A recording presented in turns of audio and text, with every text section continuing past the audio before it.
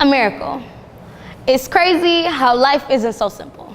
How the devil had his grasp so tight that God sent his only son for people to take his life.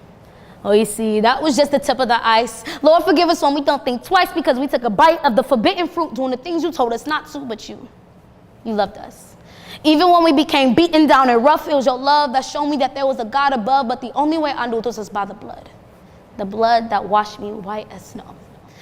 Lord, forgive us because we just don't know. We get so blinded by the treasures of the world that we lose sight of God, but it's kind of odd. No matter how far we go, we can only get closer. Listen, I ain't no saint.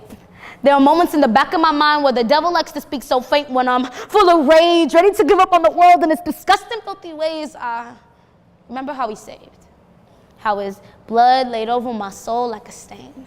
Well, that means I'm his, so the devil can let go of its grips, but it doesn't mean the devil won't be a challenge. It doesn't matter how much you're hurting. God will always put the time in to make sure that you get through. So I know I've been changed. It's crazy how Simon remembered the weight of my sins, the weight of millions, the weight of those who don't even claim a religion, but God loved them all the same because we're his children. Jesus loved everyone. On top of that, he loved the one who betrayed him. It's funny how I'm 16, I know that the blood is my salvation. Let me tell you how I'm loved and highly favored. He painted a perfect picture of a poet becoming a pastor because God doesn't pick the perfect, but he picks the broken to show the world that the person they were calling worthless was a child of God. So we raised him to the top to let the whole world stand in awe. But if you don't believe me, let me spit you something more raw my life consisted of. Depression, the recession, and violence.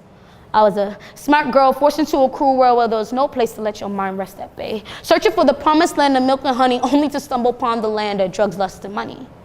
Wondering if there was anything other than the streets out there for me because who cares about a black girl that speaks to mom when the only thing she could offer is her time. So fine, I stuck to something I knew. Flipping a brick to get rich, to smoke dope, to make hours feel like minutes were. People saw innocent face, so I robbed them blindness. Going to school as a backup plan until the police ran through the banjo and caught me, but I was so doped up I forgot I never ran. Just to see all my mistakes was a part of God's plan. It was just a life I lived in. Only now I can see how much chains I added to my soulless sin, but it's phenomenal if the devil actually thinks that he can win.